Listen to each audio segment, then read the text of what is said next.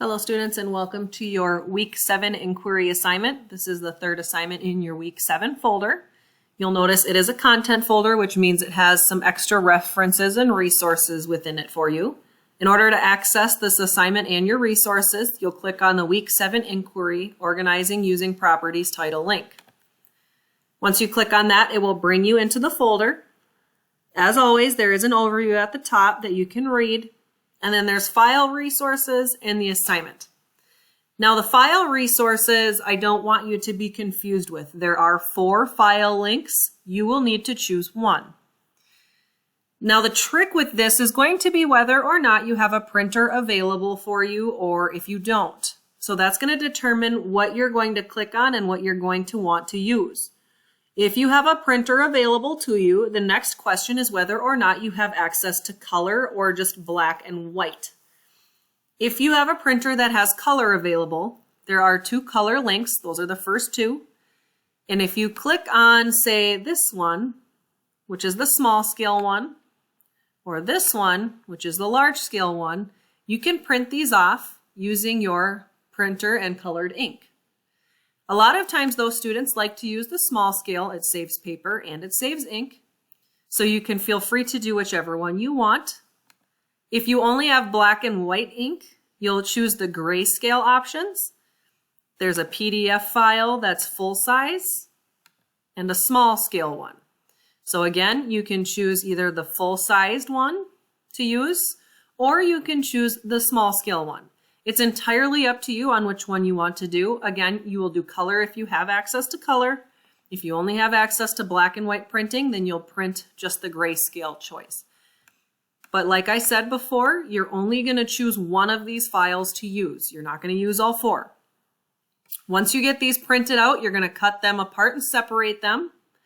And you'll notice that there is a tile missing. And we'll talk about that a little bit more when we talk about the instructions. If you do not have a printer available to you, you're going to have to draw these out on a piece of paper. And I recommend using the small scale one that I have open here. And you're going to want to draw as much as you can of these tiles. The only thing that you don't need to have if you're manually drawing these out is the grayscale tone or the color. So you want to make sure you keep the numbers, you want to keep the shapes, any shapes that you see here and the number of them, but you don't need to worry about, say, this is a medium gray and this is black. We don't care. You don't need that. We do not need all of these properties for these tiles in order for this to work. So if you don't have a printer, you're going to have to draw these out and then just include the shapes and the numbers and as many properties as you can without worrying about the color or whether you're doing the grayscale tone there. Once you have your files ready and your tiles are cut out and separated, you want to make sure you have a flat surface, whether it's a table or the floor. It's entirely up to you on what works best. And then when you have those ready, you'll click on this Week 7 inquiry Organizing Using Properties title link. That will bring you into your discussion piece. You'll notice that my page has nothing on it. And that's because you need to create a thread in order to get your instructions. So you'll have to click this Create Thread button, similar to what we've done in previous weeks, and that will open the instructions for you. So the goal of this is to use properties of the tiles in order to organize our own personal table of tiles. And from our personalized table of tiles, we can also come up with estimated or predicted properties of the tile we don't have. So there's 2 parts to this. The first part involves the organization. We already talked about the requirements. You want to make sure you have your tiles printed or drawn. You want to have all of them included. You're going to need a flat surface of some sort. And then once you're done, you're going to have a way of taking a picture. So that's the other piece here. The goal itself is to organize the tiles based on properties. And you're going to have to use a minimum of 2 properties because if you think about it, organizing tiles in a column and in a row will involve 2 separate properties. So you'll have to use at least 2 properties on the tile in order to organize the tiles where they have some flow or make sense.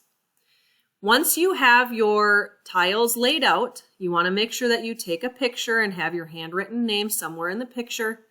And then you're going to submit your picture along with answering the questions. Now there's 6 questions that you'll answer, and it talks about what properties did you use to make your periodic table.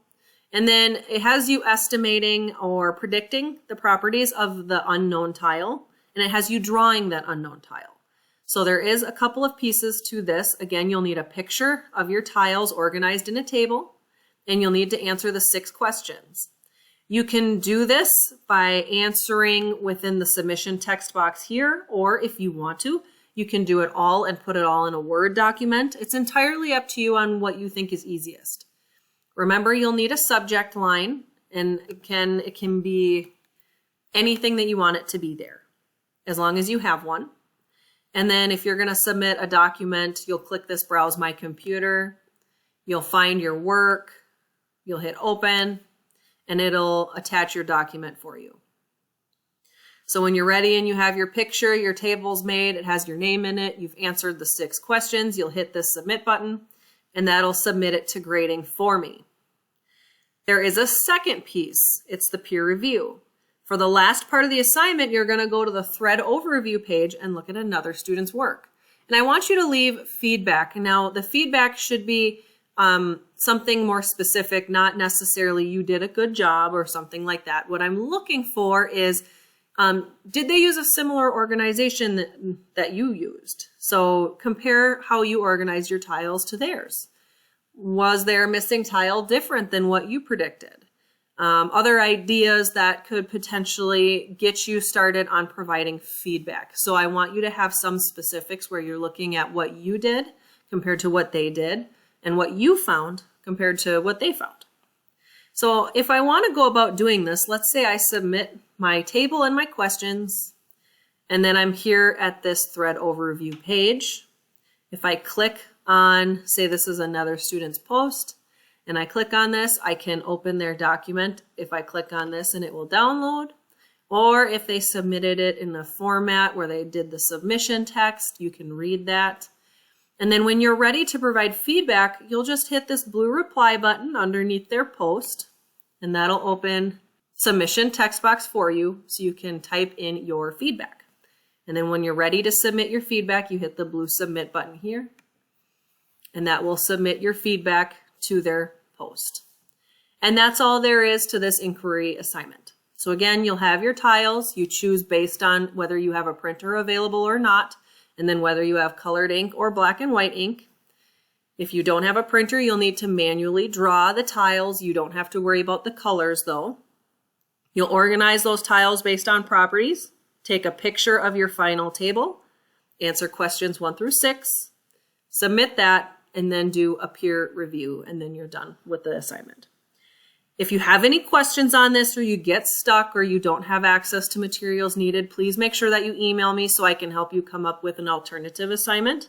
Otherwise, go ahead and get started, and then when you're done with this, you'll go ahead and move on to the 4th assignment in week 7.